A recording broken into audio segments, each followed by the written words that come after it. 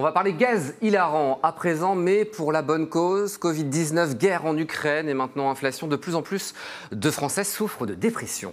Et parmi eux, certains patients résistants aux antidépresseurs classiques.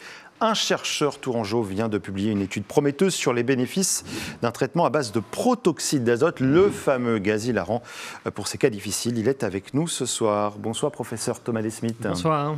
Donc, professeur de psychiatrie et chercheur dans l'unité INSERM Imagerie et Cerveau de l'Université de Tours, une étude publiée dans la revue Molecular Psychiatry. D'abord, comment vous est venue l'idée du gaz hilarant pour traiter ces patients, soulager la dépression résistante? Est-ce que c'est une intuition ou ça vient de travaux plus anciens? Oui, c'est ça. On avait en fait des données plutôt préliminaires, en fait, des études américaines qui nous montraient qu'il y avait probablement un effet antidépresseur avec des gaz à base en effet de protoxyde d'azote chez des patients avec une dépression résistante particulièrement sévère. Et donc, on a voulu savoir dans notre équipe ce qui se passait en réalité dans le cerveau de ces patients avec des dépression sévère. Et c'est pour ça qu'on a mené cette étude, en effet. Alors, vous avez mené une étude sur une trentaine de patients, hein, c'est bien cela. Que se passe-t-il justement dans le cerveau quand ces patients prennent du protoxyde d'azote, ce gaz hilarant? Alors, on a observé un effet tout à fait surprenant, en fait, puisqu'on a observé chez les patients qui répondaient, c'est-à-dire à peu près 50% des sujets qui ont été soumis à ce produit, eh bien, qu'il y avait des modifications dans la façon dont se connectait le cerveau dans les différentes parties du cerveau, en fait. Et ça nous conforte dans l'idée qu'il y a probablement un effet antidépresseur qui a une base mécanistique dans le cerveau avec un effet tout à fait évident qu'on a pu observer dans ces connexions. Oui, on la voit, cette petite partie, on va peut-être la revoir, cette petite partie du cerveau. Que se passe-t-il? Quelle est la zone touchée par ce traitement? Oui, alors ça s'appelle le cortex singulaire antérieur, donc c'est une zone un peu technique, mais qui est une partie importante dans la régulation émotionnelle, dans la dépression. On sait bien, on sait que c'est une zone impliquée dans la réponse thérapeutique et finalement on sait qu'en réduisant l'hyperactivation de cette zone, eh bien, on réduit aussi les symptômes négatifs de la dépression, comme les ruminations, les idées noires, parfois les idées suicidaires, dont on sait que c'est parfois dramatique, évidemment, chez ces patients. Alors, ça peut être très surprenant, quand on parle de gaz hilarant, de protoxyde d'azote. En fait, c'est un produit qui est très ancien et assez connu. Oui, c'est ça. On l'utilise depuis des dizaines d'années, en fait, en médecine en général, dans les indications plutôt de la douleur, des soins douloureux chez les enfants, chez les femmes enceintes aussi.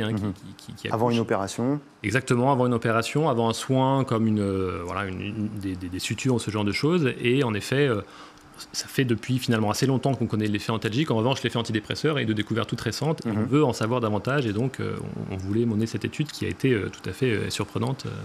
Pour nous. Et reprise par de nombreux autres collègues. Pendant longtemps, la psychiatrie a été le parent pauvre de la recherche, avec peu de nouveaux médicaments mis sur le marché. C'est en train de changer avec la redécouverte de ce qu'on peut appeler certaines drogues, en tout cas, qui étaient utilisées comme telles. Oui, c'est ça. Alors, c'est vrai qu'il y a une nouvelle génération d'antidépresseurs qui ont l'avantage, et on l'espère en tout cas, d'avoir un effet rapide par rapport aux antidépresseurs conventionnels qui mettent un certain temps avant d'avoir un effet clinique patent.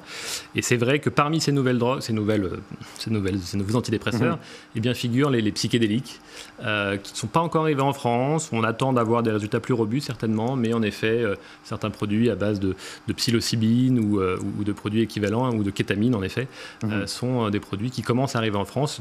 Certains sont en utilisation de routine actuellement. L'eskétamine qui est déjà utilisée au CHU. Voilà, précisément, l'eskétamine qui a eu une autorisation de mise sur le marché il y a quelques mois maintenant et qui est utilisée en effet ici au CHU, dans d'autres centres spécialisés, pour la dépression résistante chez certains patients assez sévères en effet. Quand verra-t-on le protoxyde d'azote utilisé dans les hôpitaux? Alors voilà, d'abord peut-être préciser qu'en effet c'est un gaz médical à base de protoxyde d'azote, évidemment, ce n'est pas le protoxyde d'azote. Il y a de l'oxygène également. Exactement, c'est un mélange à 50% d'oxygène, 50% de protoxyde d'azote, et en effet, on doit confirmer son efficacité clinique. Nous, on a en effet montré qu'il y avait un effet mécanistique dans le cerveau, mais il reste à le démontrer dans des études plus robustes.